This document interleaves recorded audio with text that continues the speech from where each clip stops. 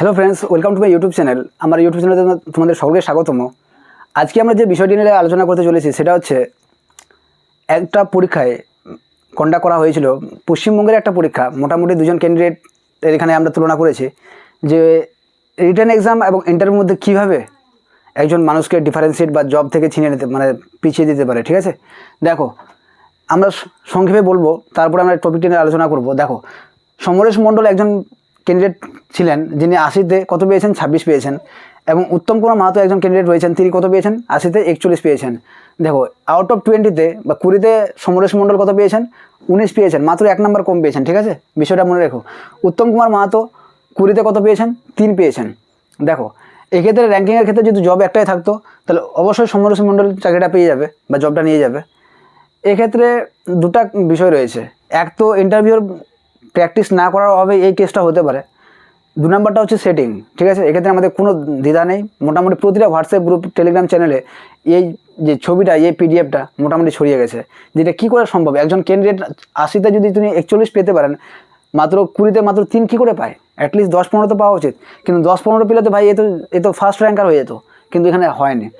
তবে আমরা এখানে একটাই বিষয় আলোচনা করব যে ওনাকে যে 3 দেওয়া হয়েছে, আমরা ফার্স্ট দিকটা যেটা আমরা আলোচনা করব সেটা হচ্ছে ওনার ইন্টারভিউর হয়তো কিছু ডিফল্ট ছিল, সেই কারণেই হয়তো আজকে ওনাকে এই ভুলটার হয়তো রেজাল্ট ভুগতে হচ্ছেন। বিশেষ করে তাদের উদ্দেশ্যে আমাদের এই ভিডিওটা আনা, যারা মনে করেছে যে আমার 50+ পেয়ে গেছি, এসএলএসটি তো দিয়ে আসলাম, মোটামুটি আমার 50+ তো হয়ে গেছে, কে আমাকে আটকাবে? কে আমাকে আটকাতে পারে? আমি তো ইন্টারভিউতে গিয়ে ঝান্ডা কেড়ে দেবো। ব্যাপারটা দেখো, ব্যাপারটা কিন্তু সেরকম না।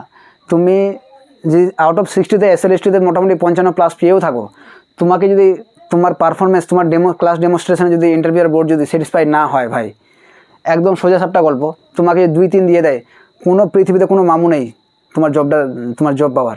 তুমি পাবাই না, তুমি একদম লিখে নাও, কোনো মতেই তোমার জব হবে না। তুমি যদি আউট অফ 60-তে যদি 58+ পেয়ে যাও না, তোমাকে যদি 3 দেওয়া হয়, তারপর জব তোমার কোনো দিনও হবে না। এটা সত্যি, এটাই বাস্তব।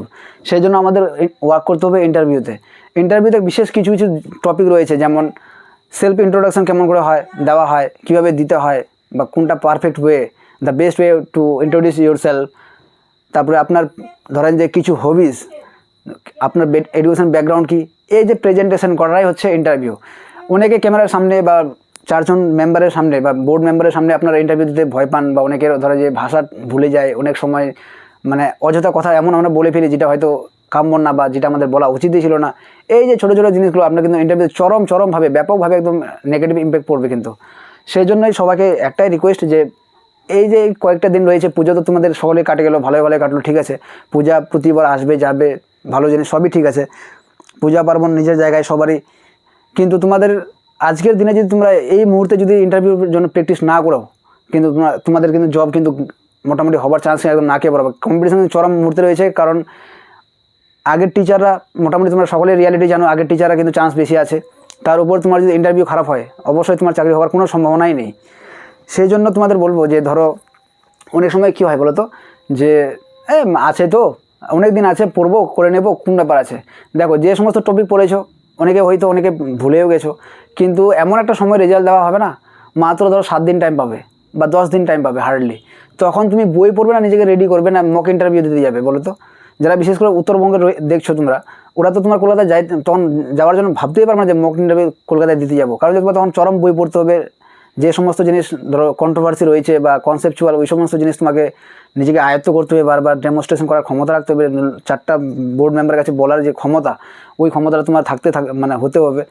এই যে কয়েকদিন বা 8 থেকে 10 দিনের মধ্যে তোমরা কোনোদিনও পারবে না, এটা কেউই পারে না।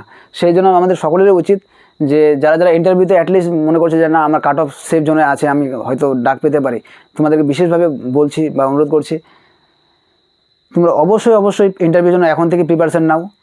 না হলে কিন্তু তোমরা এই যে আজকের দিনে যে উত্তম কুমার মাহাতো এই যে ক্যান্ডিডেটটা রয়েছে, এইরকম কিন্তু তোমাদেরও অবস্থা হতে পারে। এই পিডিএফটার আরেকটা দিক হতে পারে যে কন্ট্রোভার্সি হচ্ছে মেনলি, যে বিভিন্ন গ্রুপে আলোচনা হচ্ছে, একজন ক্যান্ডিডেট যদি 80-তে যদি 41 পায়, ও ইন্টারভিউতে আউট অফ 20-তে কী করে 3 পেতে পারে? ওর তো অ্যাটলিস্ট তো 10-15 পাওয়া কথা। কিন্তু দেখো, ইন্টারভিউয়ার বোর্ড যদি চায়, উনি কিন্তু সব কিছু করতে পারেন। ওনার হাতেই কিন্তু আপনার ফিউচার, বা সরি তোমার বললে ভুল বললাম হয়তো, আপনার ফিউচার কিন্তু টোটালটাই কিন্তু ইন্টারভিউয়ার বোর্ডের হাতে, ঠিক আছে। ইন্টারভিউয়ার যদি চায় বা আপনার যদি পারফরমেন্স যদি ওনারা যদি খুশি হন, অবশ্যই তোমার লাইফে অনেক কিছু ঘটাতে পারেন পরিবর্তন। সেই জন্য তোমাদের বারবার একটা কথা বলবো, তোমরা ইন্টারভিউর জন্য একদম এতটা নিজের মেহনত করো যে ইন্টারভিউয়ার বোর্ড তোমার ক্লাস ডেমনস্ট্রেশনে ওনারা একদম স্যাটিসফাই হয়ে তোমাকে একদম ভালো নাম্বার দিয়ে যেন সসম্মানে অ্যাসিস্ট্যান্ট টিচার পদে বা প্রাইমারি জব দিতে আপনাকে খুশি হন আর কি, বা আপনাকে ভালো নাম্বার দিয়ে যেন মানে কোয়ালিফাই করেন, সেটাই বলার আজকে ছিল। So thanks for watching this video, have a nice day, please subscribe to my channel.